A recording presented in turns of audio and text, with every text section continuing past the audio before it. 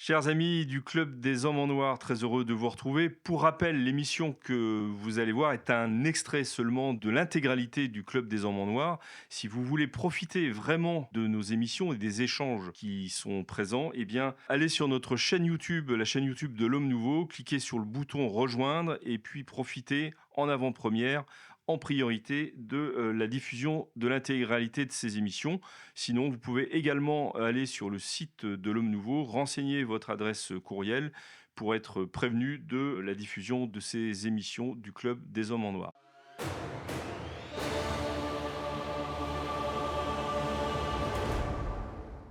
Bonjour à tous, très heureux de vous retrouver dans cette nouvelle émission du Club des Hommes en Noir. Alors pour ceux qui nous regardent sur YouTube, surtout, n'hésitez pas à vous abonner gratuitement à notre chaîne. Il faut impérativement que nous passions le cap des 20 000 abonnés. Alors vous savez, c'est très facile, il suffit de cliquer d'une part, et d'autre part, c'est gratuit, donc n'engagerez aucun argent dans cette manipulation, mais vous nous aiderez grandement parce que vous nous permettrez de passer un cap important. Merci aussi à tous ceux qui profitent de l'offre rejoindre ou de l'offre soutien, profitent pour eux-mêmes d'abord parce qu'ils ont une meilleure qualité d'émission et d'autre part parce qu'ils nous aident financièrement, ils permettent tout au long de l'année à ce que cette émission continue, existe et j'espère se développe. Alors je voudrais surtout remercier particulièrement cette semaine Thérèse, je ne vais pas donner les noms de famille forcément, mais Thérèse, Alexandre, Maxime, Nono, que je salue, Sylvaine, Esqualduna, pardon si j'écorche ce nom, Jean, Jean-François, Gilles, Tijalna ou Tijalia, Laurence, Tanguy, Agathe, Boyard, Jao, Gabriel, mais aussi ceux qui profitent et qui nous soutiennent encore davantage, Paul, Noël, Jacob, Joseph, Philippe. Philippe, là, qui est un grand passionné de grégorien, un grand spécialiste de grégorien. Michel, David, un autre Philippe, XBA et Tinour. Voilà, merci à eux. Merci à tous ceux aussi qui profitent de ces offres rejoindre ou soutien. Aujourd'hui, nous allons parler d'un sujet un peu particulier. On parle beaucoup dans l'Église, surtout ces dernières années, de l'infaillibilité pontificale, mais on parle beaucoup moins souvent de l'indéfectibilité de l'Église, à tel point que je pense que cette notion a été perdue de vue chez beaucoup d'entre nous. Alors avant de définir exactement ce qu'on entend par indéfectibilité et puis essayer d'engager une discussion sur ce sujet, permettez-moi de vous présenter mes invités de ce jour. Le Père Danziec. Bonjour Philippe et bonjour à tous. Bonjour cher Père, merci beaucoup de votre présence. À côté de vous, Madame Jeanne Smith. Qui n'est pas un homme en noir. Bonjour Philippe et bonjour à tous. Qui est une femme en noir, mais vous savez ce que disait Sacha Guitry. Quand je parle des hommes, j'embrasse les femmes. Donc nous allons nous mettre dans cette posture. Et puis à côté de moi, est-ce qu'il faut le présenter encore? À ma gauche, l'abbé Grégoire Sellier. Bonjour Maître Maxence et bonjour à tous les clubistes. Voilà, donc surtout suivez bien le modèle de l'abbé Sellier, c'est Maître Maxence dorénavant. En tout cas pour cette saison 2024-2025. Alors l'Église est-elle indéfectible? Et tout d'abord, je me tourne vers l'abbé Sellier qui aime nous préciser les choses. Que veut dire exactement ce terme d'indéfectibilité? Alors, vous avez parlé de l'infaillibilité du pape. L'infaillibilité du pape, elle découle de l'infaillibilité de l'Église. Et l'indéfectibilité, c'est le fait de ne pas pouvoir chuter, de ne pas pouvoir s'effondrer, n'est-ce pas, soit dans la doctrine, soit dans les mœurs. C'est-à-dire que l'Église ne peut pas errer sur les points fondamentaux, elle ne peut pas nous entraîner dans le mal et elle ne peut pas être détruite par les attaques de l'ennemi, qu'il s'agisse d'attaques physiques, bien sûr, les grandes persécutions, ou d'attaques morales par je dirais, l'infiltration du mal. Voilà, ça c'est le principe de base. L'Église ne peut pas défaillir, l'Église ne peut pas s'effondrer, l'Église ne peut pas errer, et c'est un dogme de foi. C'est un dogme de foi. C'est un dogme, c'est bien ça. Ce n'est pas une chose qu'on surajoute, ça fait partie de l'essence. Les portes de l'enfer ne l'emporteront pas sur elle. Voilà le principe. C'est en quelque sorte une définition, j'allais dire, négative, c'est-à-dire qu'elle ne peut pas faillir. Voilà, indéfectible, le in, qui est une négation, il ne peut pas s'effondrer, chuter, si vous voulez. Mais encore une fois, c'est là qu'on va se trouver face à quelque chose la recherche positive est beaucoup plus complexe que le fait qu'elle ne puisse ni disparaître, ni s'effondrer, si je puis dire. Dans quelle mesure, je dirais, sera-t-elle présente, aura-t-elle telle importance? Rappelons quand même, je pense que dans une discussion sur l'indéfectibilité de l'Église, il est essentiel de rappeler cette phrase de notre Seigneur Jésus-Christ. Lorsque le Fils de l'homme reviendra, trouvera-t-il encore la foi sur la terre? Ce qui signifie, il l'a bien dit, les portes de l'enfer ne prévaudront pas contre elle, je suis avec vous jusqu'à la fin des siècles, mais est-ce que ça ne signifie pas que l'Église, à ce moment-là, sera dans un état d'amenuisement, comme presque effacé de la surface de la Terre, vous voyez, je veux dire, ou dans un état de précarité, soit doctrinale, soit humaine, soit persécutée, je ne sais pas, je n'ai pas de lumière, mais en tout cas, prendre en compte cette phrase qui nous dit que, d'un côté, les portes de l'enfer ne prévaudront pas, je suis avec vous jusqu'à la fin des siècles, l'Église ne disparaîtra pas, mais elle pourra, au moment où le Christ reviendra, tel qu'il nous l'annonce, être dans un état que j'ignore, hein, dont je ne prétends pas savoir ce qu'il sera. Chers amis, vous êtes de plus en plus nombreux à regarder les vidéos du Club des Hommes en Noir, et cela nous touche énormément. Mais savez-vous que la plupart des gens qui regardent nos vidéos ne sont pas abonnés à la chaîne de l'Homme Nouveau, et ça change tout. Parce que plus d'abonnés, ça veut dire plus de visibilité, et donc plus de contenu à vous proposer. Donc si vous n'êtes pas abonné, s'il vous plaît, cliquez sur ce petit bouton, ça prend 2 secondes, et cela nous aide énormément. Bonne vidéo. Le Christ, en tous les cas, une chose est sûre, il aime bien les paradoxes. Voilà. Et c'est pas toujours très simple pour nous, chrétiens, sur cette terre. Père Danziec, je vous voyais sourire. Donc quand je vous vois sourire, je me dis que vous voulez prendre la parole. Oui, je souris parce que mon confrère l'abbé Célie a déjà presque tout dit en une intervention, c'est très bien. En effet, il y a cette fameuse phrase, hein, trouvera-t-il là encore la foi sur la terre? Je rappelle que c'est le titre d'un ouvrage de l'abbé Barthes qui plante bien le décor sur l'étendue des crises, des blessures qui peuvent traverser l'Église au fur et à mesure des siècles. Peut-être pour ceux qui nous regardent et ceux qui nous écoutent, il y a un point à souligner, me semble-t-il, dans le sillage de ce qui a été dit, à savoir que si l'Église est indéfectible, si elle ne peut faillir, en effet, cette vérité s'appuie sur le fait même que, pour reprendre l'expression de Sainte Jeanne d'Arc lors de son procès, de l'Église et de Jésus-Christ, il me semble que c'est tout un. En fait, l'Église est l'épouse mystique du Christ, dit la théologie, notamment avec la fameuse encyclique de Pie XII sur l'Église. Néanmoins, pour faire peut-être dire les choses d'une façon plus simple, en fait, l'Église est la continuation de Jésus durant sa vie terrestre, qui pendant 33 ans a vécu ici même, et 3 années d'apostolat et de diffusion de son évangile, de sa sainte parole.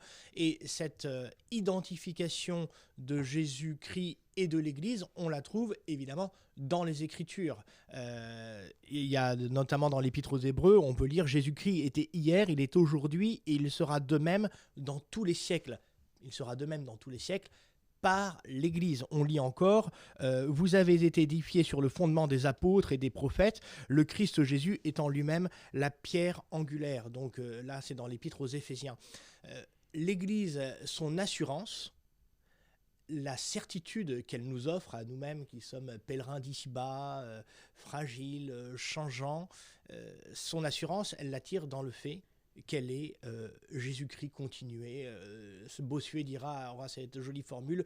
Qu'est-ce que c'est l'Église? C'est Jésus-Christ répandu et communiqué. Répandu par l'évangélisation, par les missionnaires qui sont allés sur les 5 continents diffuser le royaume du Christ, et communiqué par la grâce, par les sacrements, par le signe sensible, quoique mystérieux, de la présence du Christ à travers les gestes de l'Église, les baptêmes, les communions, les confessions, donc son amour et sa miséricorde. J'ai presque envie de dire amen, moi. Je ne sais pas ce que vous en pensez, Jeanne. Je pense à une formule de Chesterton qui disait l'Église est un navire qui sombre et puis on s'aperçoit que c'est un sous-marin. Premier point. Deuxième point, si notre Seigneur prend la peine de dire que les portes de l'enfer ne prévaudront pas, c'est que les portes de l'enfer vont faire ce qu'elles peuvent.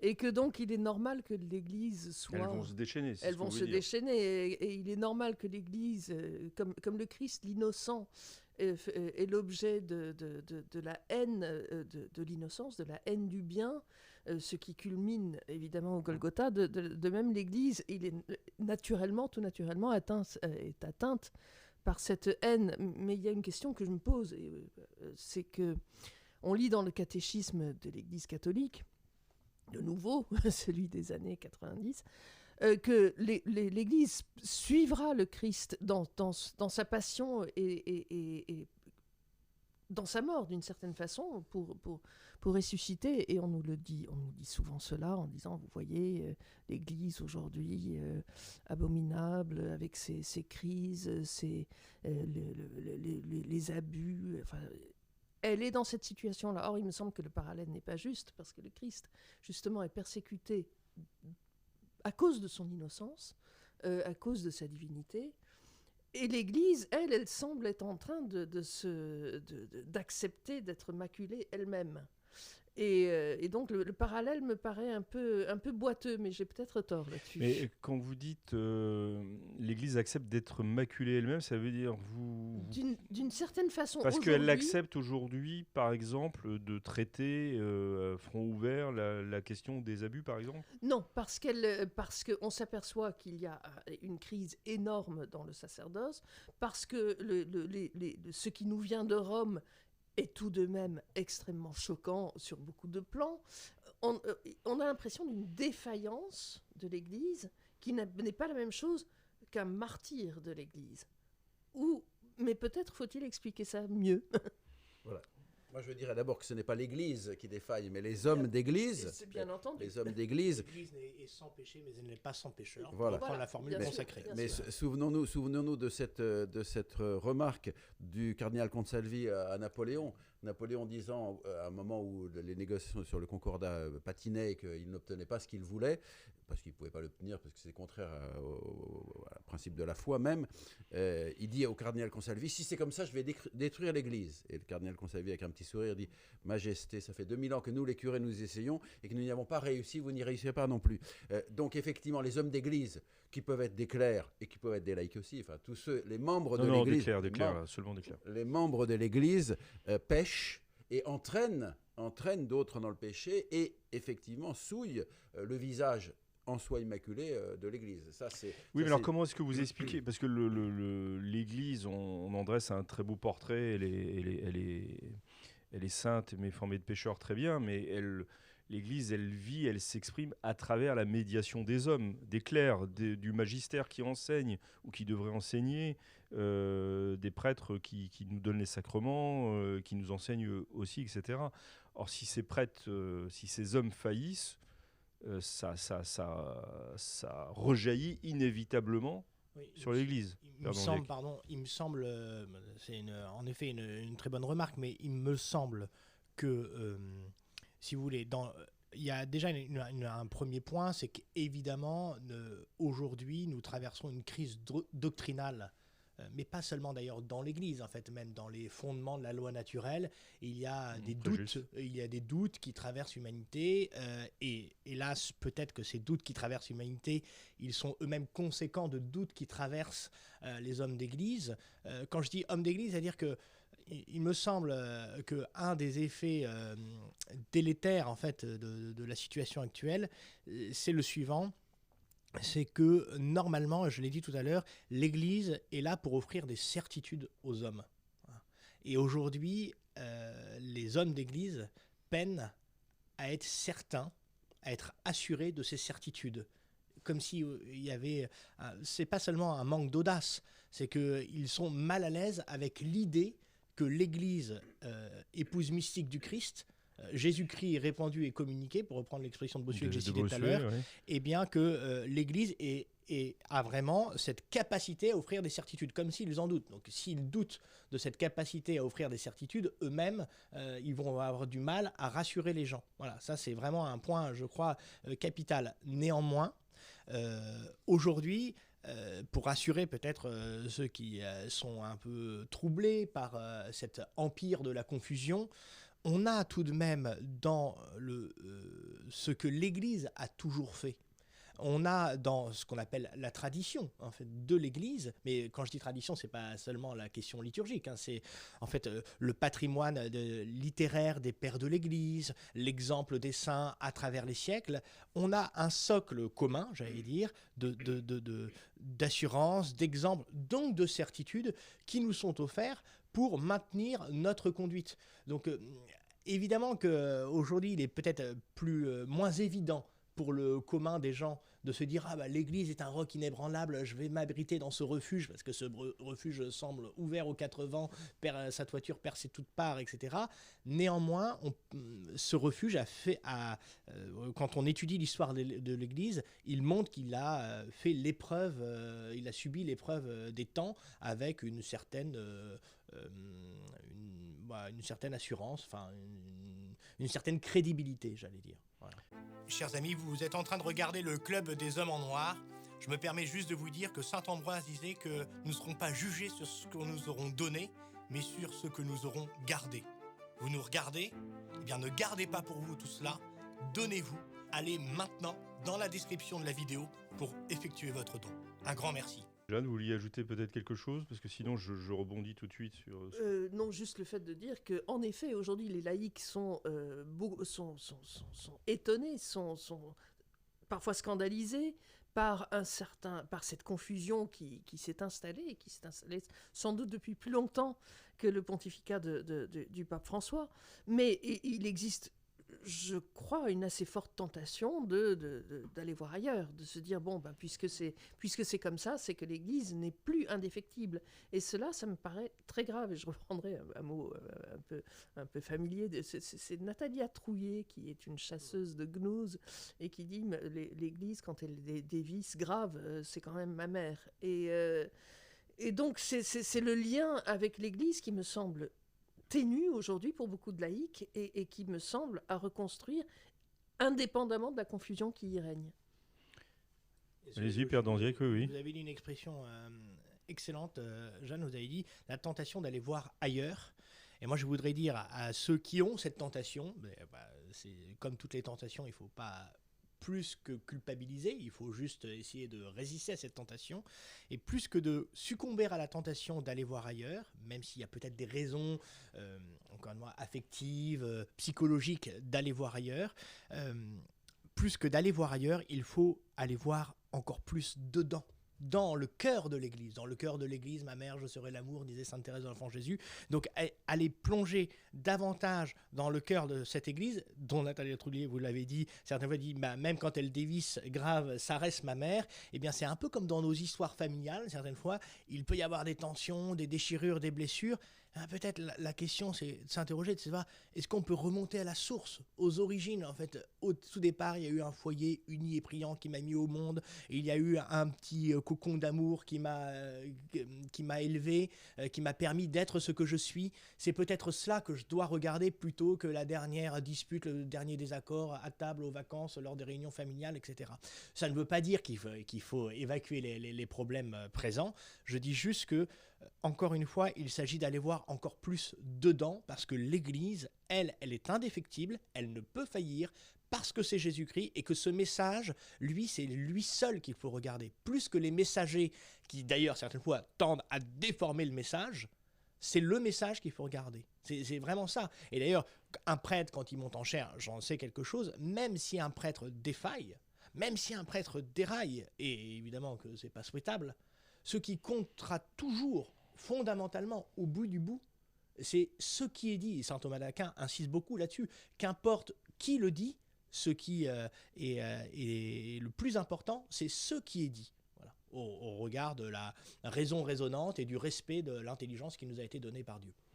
Alors j'ai été frappé par ce que vous avez dit sur le fait que nous vivons dans un univers mental qui est celui de l'ère du doute, en fait, qui dépasse le cadre de l'Église, et que vous avez cité, vous avez mis en avant le fait que des hommes d'Église pouvaient douter eux-mêmes de la mission. Mais justement, est-ce qu'aujourd'hui, l'Église enseigne encore clairement qu'elle est indéfectible ?